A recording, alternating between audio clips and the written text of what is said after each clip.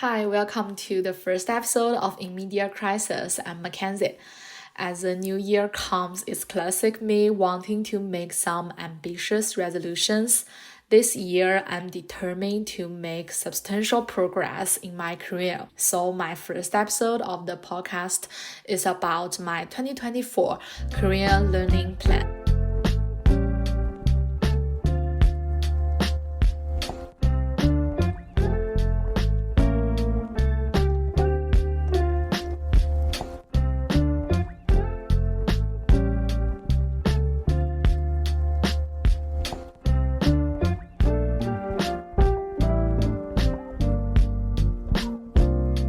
I'll start with introducing my current level of proficiency in Korean. The day of March 20th last year, also my senior year, is my first Korean course day, which is also the beginning point of my Korean learning journey. Having completed all my undergraduate courses with the exception of my final year dissertation, I had enough free time to register for a Korean language course at school. During the course, I learned all the 14 main letters and the first 5 chapters of the textbook Yonsei Hangugeo, Yonsei Korea. After graduation, I found a Korean teacher on the Chinese social media platform Xiaohongshu and took a 2-month course with her to learn a textbook, Vitamin Korean 2. After starting my first year of graduate studies, I began to learn Korean on my own. I used the language learning application Drops to memorize vocabulary for 15 minutes each day, and I did this consistently for 63 days in 2023. It appears that I have learned a lot, but unfortunately, I didn't review and using most of the vocabulary and grammar I learned from the textbook, except for cramming for my school Korean course final exam. As a result, basically my Korean level is very basic. I can pronounce all the Korean alphabet without knowing their meanings, can recognize around 500 words. If required to spell correctly every vocabulary I can recognize, the 500 figure would be even smaller. In terms of my speaking ability, I'm even far more being able to hold daily conversations. The only things I can say fluently are some lines that frequently appear in K-dramas, like 헤어져 우리, 가지마, 내 당신 사랑해요. 조금 있으면 겨울이에요. 겨울이 오면 사랑 있는 거 아무것도 없어요. 사랑도 안 돼, 조용해요. So to make my plan, I need to prioritize several main tasks in my current life.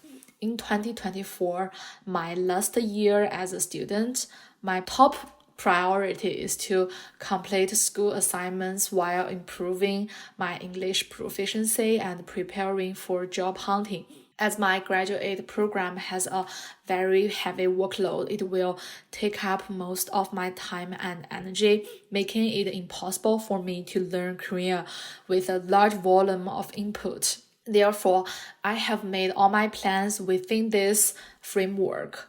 My aim is to be able to have conversations in everyday situations and express my thoughts fluently, thus preparing myself for potential job opportunities related to Korea. To achieve this goal, I will articulate my plans as follows. The first part is to continue using Drops to accumulate vocabularies. I set a 10-minute time limit for each study session, followed by an around 5-minute quiz session. And I plan to complete 1 new vocabulary session and 1 review session every day. This will take 30 minutes, which can easily be done by taking advantage of spare time.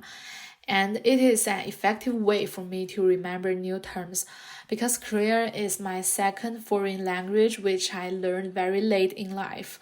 It has a completely different alphabet system from Mandarin and English, making it difficult to memorize new terms. I remember that last year when I crammed for my Korean course final within a week, I folded a page of paper into 3 columns.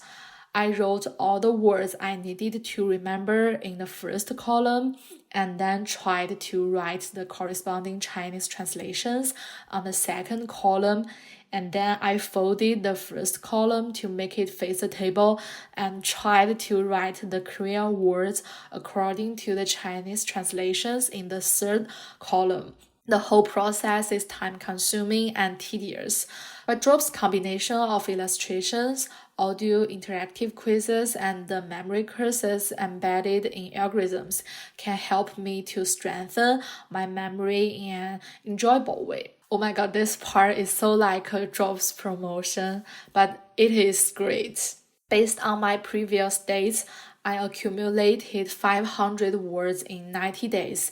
Therefore, ideally, I could accumulate around 2,000 new vocabularies in 2024. Sticking to the drop streak is a daily task. The second thing I need to do is to organize all the grammar rules in Vitamin Korea textbooks from Volume 1 to Volume 6 on a GoodNote notebook for easy reference.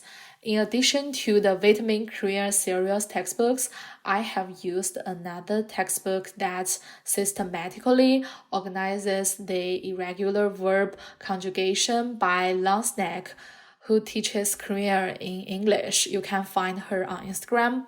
I highly recommended this textbook. It is clear and intact to summarize all the irregular verb conjugation rules, and it is very helpful to me. I have organized the core points in Langsneck's textbook. My plan is to complete the organization task for Vitamin Koreans before January, which is a footstone for my third goals. Naturally, the third thing concerns absorbing the authentic expressions. The materials I'm gonna use is the screenplay of Be Melodramatic I mentioned in the trailer. The conversations in that TV series have a daily tone, with a lot of humorous expressions that accurately observe and cleverly depict life. I prefer not to use textbook because their conversations are often plain and nonsensical, only serving to introduce vocabulary of every unit. Even these conversations don't express completed, nuanced thoughts and feelings. So Be Melodramatic is a great conversation for it. With regard to how to learn the script, ChatGPT is my crucial assistant tool. Of course, remembered vocabularies and grammars can aid in sentence comprehension, but I will ask ChatGPT to analyze my unknowing part of a sentence. Finally, I will combine my output part with the script input. I will type every line of the TV series. It's time-consuming, but I want to do this to familiar with the Korean keyboard. I tested my typing speed and found that I spent 1 hour typing the lines for a 3-minute segment of a 1-hour episode, which means it will take approximately 20 hours to type one episode. Be Melodramatic has 16 episodes, so if my typing speed remains consistent, it will take 3,020 hours to type the entire TV series. My plan is to spend the first half of each month typing one episode and the second half analyzing, reading, reviewing, and most importantly, using it in my daily life. In this way, I can complete the most part of the big project by the end of 2024. I won't literally memorize every line word for word. Instead, I will memorize paragraphs that can let me feel empathic word for word and using sentence structures and vocabulary I have learned from the text to express what I really want to say. That's also the reason for why I haven't planned to take topic text yet. I don't want to follow the old path I took when learning English. I started to take English course before elementary school. It's early, right? But I only attended these classes and prepared innumerable exams. I never attempt to use English to express my thoughts or speak in real life situations as much as possible, so it seems like I have been learning English for many years, but I still can't speak it fluently. This is frustrating for me. So I decided to take a different approach to learning Korean. I'd rather be an illiterate Korean speaker, to be honest, like Cui Yoo-jin in Mr. Sunshine.